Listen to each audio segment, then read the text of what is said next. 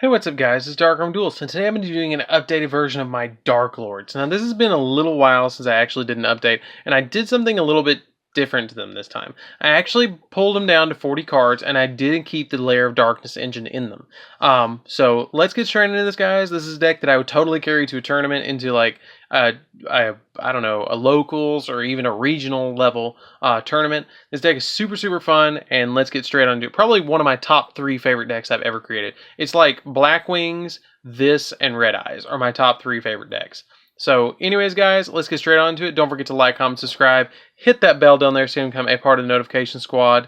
And thank you again, guys, for 5,000 subscribers. I really appreciate every one of you that has been on this journey with me for 4 years now, and I really appreciate you guys getting me to 5,000 subs. Let's go to 10,000 subs. Let's do great, and let's get 1 million more views on this channel. Let's get 5 million views on this channel. Let's do great. This channel is going to do awesome. So let's get in this, guys, and see what I'm playing. So this deck is like one of the decks I'm totally famous for. So here we go. So we're going to play 3 copies of Darklord A Shell. Darklord A Shell's effect is basically that you can discard her and another Darklord monster from your hand to draw 2 cards. So she's kind of like Pot of Greed or Trade-In almost.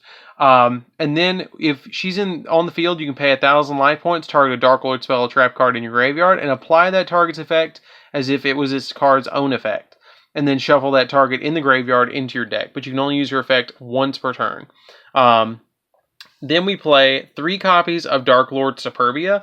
Darklord Superbia is when this card is special summoned from the grave, you can target 1 fairy monster in your graveyard except another copy of itself and special summon that target. Really good effect. Love that card for that. One of the key cards of the deck.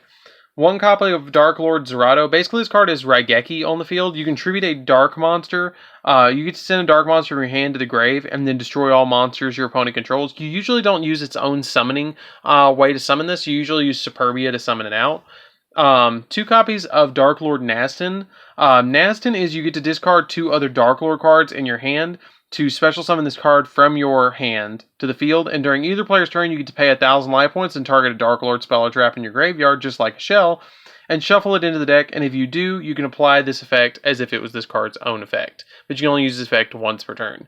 Now, the other cards that we play in the deck is 1 copy of Darklord Ukobak. I have actually dropped Darklord Morningstar. I was playing 1 Morningstar, 1 Tez, and 1 copy of Amethyst. I was playing those 3, and I dropped all 3 of them because I just didn't see the point with the Lair of Darkness engine. I like playing them, but I dropped them down because of the Lair of Darkness engine. So for the Lair of Darkness engine, we're going to be playing 2 copies of Darkest Diablos, Lord of the Lair. Some people play 1. I like 2 in this build because we have so many draw power cards that allow us to banish our dark monsters and discard our like high-level monsters. So his effect is, for you guys who are not familiar with it, your opponent cannot treat this face-up card with card effects, and it cannot be targeted with card effects. And if a dark monster you control will be tributed except during the damage step, you can special summon this card from your graveyard or your hand. And then its other effect is that you contribute 1 dark monster to your opponent places 1 card from their hand on either the top or their bottom of their deck. So it's a really good boss monster of the deck, and I have more focused around a shell and Darkest Diablos in the deck. So then we play 3 copies of Arima, the Wicked Warden. You can discard this card to add Lair of Darkness from your deck to your hand, and its other effect is that you can tribute a dark monster to draw a card, or if this card is tributed, you can or if you tributed a dark monster other than this card to activate this effect, you can add a dark monster with 2,000 or more defense from your deck to your hand. So basically, that is just about any of our Dark Lords and Darkest Diablos. Then for the final 3 monsters, we play 3 copies of Lith, Lady of Lament. I did actually drop Christia out of this build. I have a stun variant of this deck where I actually play Christia. But like I don't play her in this build anymore. I was playing her like 3 with 3 Valhalla, Hall of the Fallen, but I kept finding myself just summoning her and beating my opponent with Christia and normal summoning Luna. Now there is a variant that I play without Lair of Darkness in it. If you guys want to see that as well, I can show you that if you comment down below and tell me, and I'll show it to you guys. It's not a problem. But for this build, we're focusing more on Lair of Darkness and the Dark Lords together. So the effect of Lith Lady of Lament is if this card is normal summoned, its original attack becomes 1,000. And then quick effect, you contribute a dark monster, reveal 3 normal trap cards in your deck. Your opponent randomly chooses 1 from your cards, and then set 1. The rest are shuffled back into the deck. This card can kind of really run amok on your opponent when you have Lair of Darkness on the field, because it allows you to tribute your opponent's monsters to activate Lith, Arima, and Darkest Diabolos' effects, which is really crazy, and all your trap effects, because we play virus cards in this deck on top of this. So, anyways, guys, that's it for the monsters. Let's get into these spells, which we play quite a few spells in this deck to make it work very, very, very well. So we're going to play 3 copies of Banishment of the Darklords. There's like everything is a 3 of right now. 3 Banishment of the Darklords is basically Rhoda for Darklord cards. So you can add Darklord Contact or one of your Darklord traps to your hand as well besides the monsters. So really cool effect.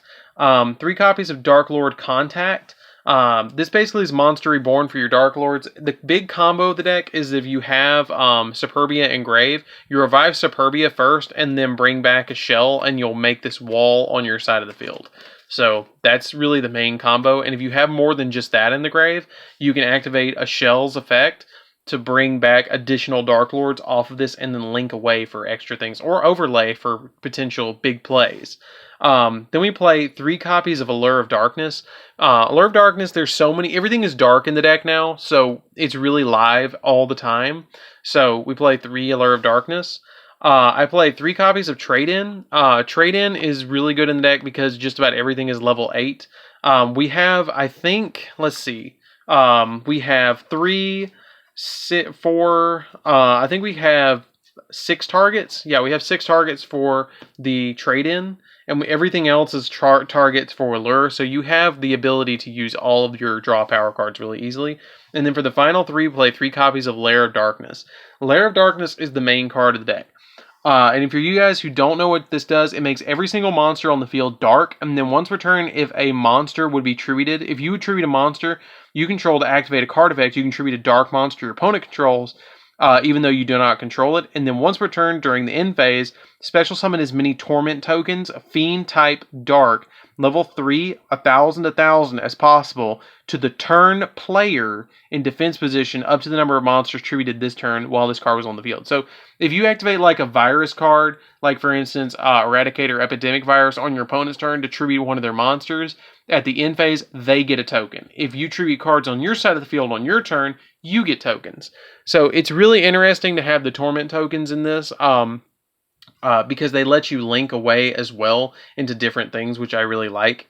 So that's it for the spells, guys. Let's get into the traps really quick. So the traps, we play actually 7 for Lith. So I'm going to play 1 copy of Darklord Enchantment. Basically, this is kind of like Snatch Steal. You can send a Darklord monster from your hand or face up from your field to the grave to take control of a monster your opponent controls. 1 copy of Darklord Rebellion. This basically pops a monster for sending a Darklord from your hand or field to the grave. 2 copies of the Sanctified Darklord. I'm still upset that this wasn't a like a holo. I wish it would have been a super at least. But you send a Darklord monster from your hand or face up from your field to the grave. Negate the activation of 1 effect monster on the field until the end phase of the turn. And if you do, gain life points equal to the attack of that monster. So really, really, really, really good effect that you get to reduce your or like negate monster effects on the field, which is good. Then I played 2 copies of Full Force Virus because Full Force Virus is one of the best virus cards in the whole game.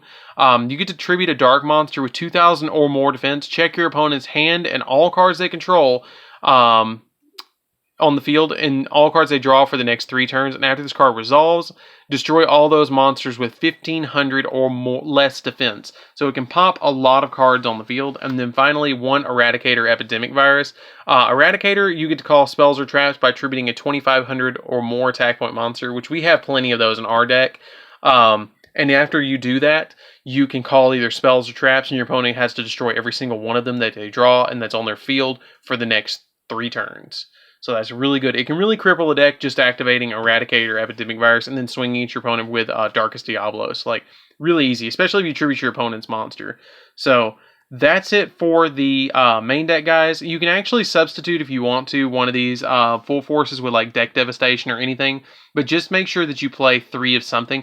You can, if you want to, drop all 3 of these and play 3 impermanents if you want to. I don't own impermanents, and I'm not a big fan. I mean, I don't see a point in dropping $70 on each impermanence, so I'm not playing it. I like the viruses better, anyways, because they play into the tributing thing. So we don't use the extra deck that much, but I'm going to show it to you anyways. So we're going to play 1 copy of number 77, the 7 Sins. You actually rank up into this with Pain Gainer and then Ravenous Tarantula, which is 84 and 35. So you guys can see those numbers. But sometimes I just go into Ravenous Tarantula and I stop because it has one of the best effects. All monsters you control gain attack and defense equal to the difference between your life points and your opponent's life points. And while this card is XYZ material, each time your opponent special summons a monster, inflicts 600 points of damage to your opponent. Once returned, you can detach material from this card, destroy all face-up monster your opponent controls with less attack or equal to this card's. So sometimes, like I said, I go into Ravenous Tarantula and I just stop there. And I don't rank up into 84 and then 77. I just stop here. Because if I pay like 2,000 or 3,000 life points, or the game's getting close to the end, or like I can summon 2 shells and I have like really low life points and I summon this, I have summoned this out and it had like 6,000 attack before. I shouldn't be in that position, but I've done it. And I OTK'd my opponent with it. And I just came back like a anime victory with this card. This card is crazy good. Seriously, this is the best one of the Spider Engine. So it just requires 2 level 10, so it's 2 shells to summon it. Then we play 1 number 81 Super Rail Cannon Super Dora. When the new card comes out, we're going to play it too. The new Juggernaut one. Then we play 1 Rail Cannon Gustav Max to make a bigger difference in our opponent's life points than ours. Number 23 Lancelot Dark Knight of Underworld, because we can do rank 8s in this deck very, very easily. Cypher Dragon to steal our opponent's monsters, and Full Armor Photon to pop our opponent's monsters. Divine Dragon Knight Felgrand, just to kind of like save us from certain doom. Number 38, Hope Harboring Dragon Titanic Galaxy for spell cards. I see myself going into him a lot with 2 Superbias, just to prevent my opponents from spells. Then I play a Borreload and a Boral Sword, because like they just are like the bread and butter of extra decks now. 1 Summon Sorceress, because it's Summon Sorceress. 1 copy of Nightmare Unicorn, because Nightmare Unicorn spins stuff. And then 1 copy of Wee Witch's Apprentice, because everything's dark. So, but the only thing that you have to keep in mind about with Wee Witch's Apprentice is if you have Lair of Darkness on the field, it makes your opponent's monsters go up too, because they count as dark. So, don't try and pull a fast one over your opponent, because when they catch you, it's counted as cheating. So don't do that.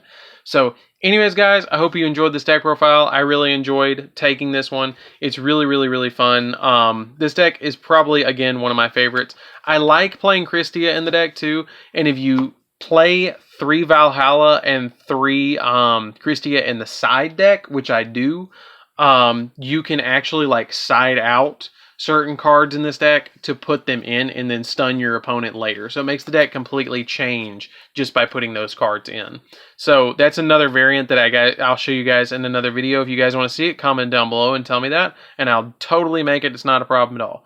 So anyways, guys, this is DarkArmedDuelist. Don't forget to like, comment, subscribe, hit that bell down there so you can become a part of the notification squad. And thank you for 5,000 subscribers again and 1 million views on the channel. I really appreciate that, guys, and I'll see you guys in the next one.